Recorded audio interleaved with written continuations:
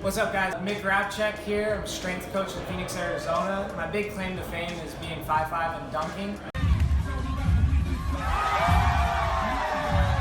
Through that journey, I kind of really niched in and got really focused on training, and now I'm trying to spread that throughout the community, specifically to hoopers and what you guys should be doing to take care of your body while you're hooping. In today's video, you guys will see I take one of my high school basketball players, a big guy too, about 6'8", through a lower body workout, specifically working on explosion, vertical, just speed type of things, with a little bit of injury prevention done as well.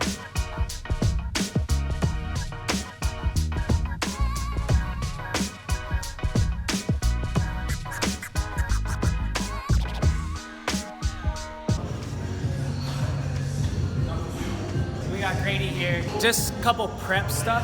So we're kind of getting dorsiflexion prepped, we're getting his knees prepped, lunge hold, get his knees prepped again. Obviously, a bunch of hoopers, knees are a big issue, and everybody says they hurt when they lift. Well, you probably didn't properly warm them up, and you've probably hooped for like 3 weeks straight and then tried to lift. You gotta take care of your knees. It's like a pit stop crew. NASCAR doesn't keep the same tires the whole time. You come into the pit stop, retighten, readjust, put new tires on, all that stuff. Your body's the same thing. So Grady's just getting prepped up here for his lift today, basically.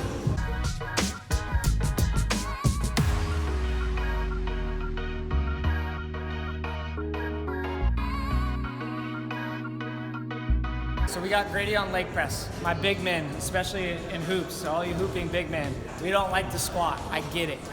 You have to squat though, I'm telling you have to be able to squat to some extent.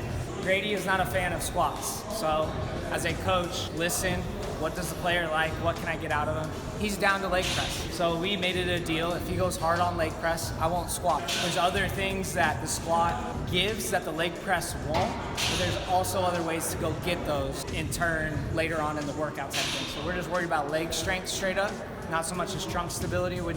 That's why I like squatting, because there's trunk stability, you gotta work on the actual energy transfer. This kind of isolates the legs, so it's great for leg strength, kind of bodybuilding, some knee health stuff, but stop saying squatting's bad and all that stuff. You have to be able to squat. You gotta be able to squat to some extent. If not, you make compromises and let the leg press do some of the work.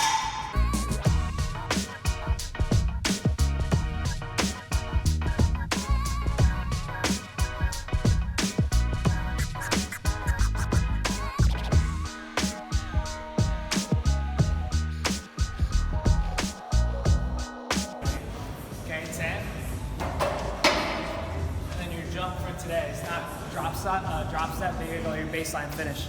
So we'll pretend you catch, turn.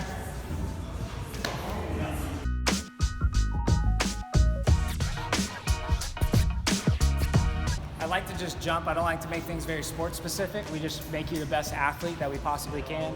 You do your thing out on the court or the field. But training's a lot more fun when you're doing the thing you have fun with. So Grady's working on like baseline finishes with his leg press. Call it like a French contrast. You make the legs tired, right? And then you come try and jump as high as you can so that when you're fresh, jumping becomes a little easier.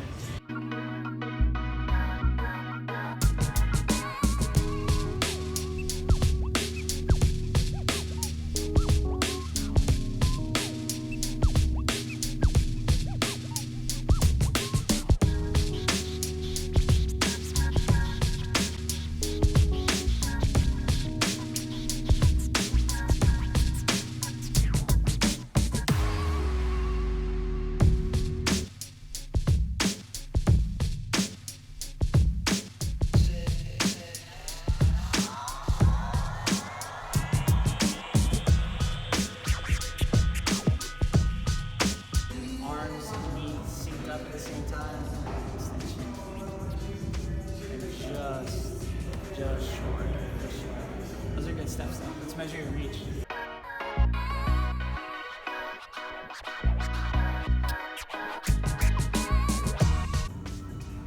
So just like we were talking, Chris, the 50-inch vert guys out there. Not saying it's impossible, I'm just saying you better be measuring your reach right now. Grady's reaching as high as he can, his feet are flat on the ground. Highest here, and I'm actually gonna pull him up. And what do we get? We get another half inch right there. Okay, you go down. 102, 105.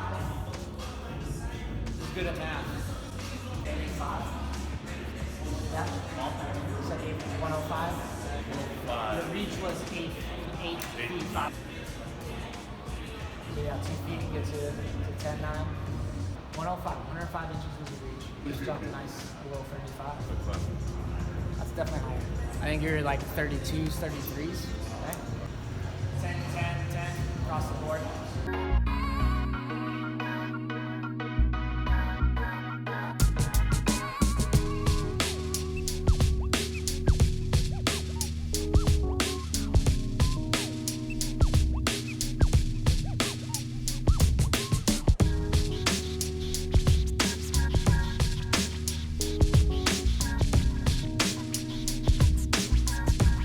Brady's working on his external rotation, dumbbell to shoulder. It's really a maintenance thing. So like, for instance, for example, I tore my rotator cuff, hitting a spin move and trying to get that bump to get a guy off of me, just popped on me. We don't want that happening to any of our athletes, so we gotta strengthen up all these small muscles that play a role in your shoulder. So you can't keep those arm bars, you can't get that push off that we're not supposed to do, type of thing like that.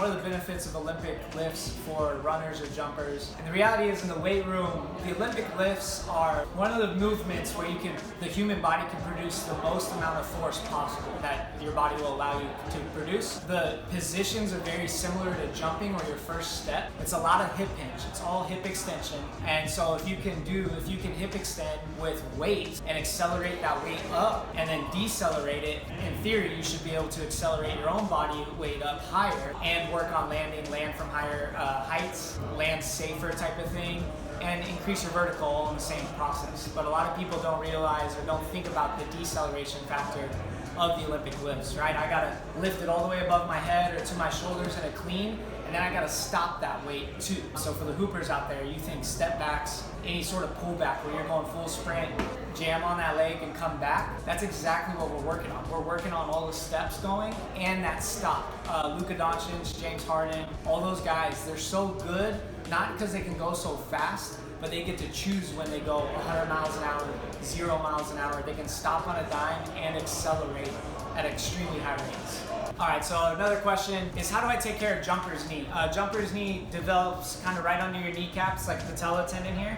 It can kind of go other places in your knee, but the patella tendon is typically the issue. When I get a lot of hoopers, nobody likes to squat. Nobody likes to squat, and the reason why it's called jumper's knee is because it happens to guys jumping a lot. Squatting actually can cure your jumper's knee. So I always get guys go, no, I don't squat because it hurts my knees. Well, if you haven't squatted in like 4 weeks and all you've done is play basketball, how has squatting hurt your knee if you haven't even done it, right? It's the hoops, it's the stop and go, it's the braking, it's the acceleration. So in the weight room, you counterbalance that. And we, in a controlled environment, appropriate or put that load onto the patella tendon and slowly, gradually build it up and build range of motion in it. And I was telling one of my guys that the weight room, probably don't have NASCAR fans out there. I'm not a NASCAR fan either, but everybody knows about the pit stops, right? So that's really what the weight room is, especially for basketball players that don't need to be lifting drastic amounts of weight. It's your pit stop. It's to make sure your tires are still good, your brakes are still good, you need an oil change, all that stuff. Whatever you gotta do is the weight room. So we tighten everything back up, make sure those tendons are healthy, your muscles can handle all of that force. And squatting and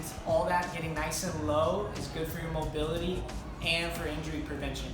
So squats don't necessarily directly hurt your knees. If your knees hurt, squatting can make it worse, but you have to adapt and change it to make it better, right? If your knees hurt at the bottom of a squat, I'm not gonna make you go all the way down to the bottom with weight on your back. We're gonna kind of build into it, maybe go no weight all the way down to get the range of motion and stuff like that. But I feel like there's a negative connotation for the weight room with hoopers. It's starting to get a little bit better, but squatting hurts your knees when you haven't been taking care of your knees. And squatting's a part of taking care of your knees.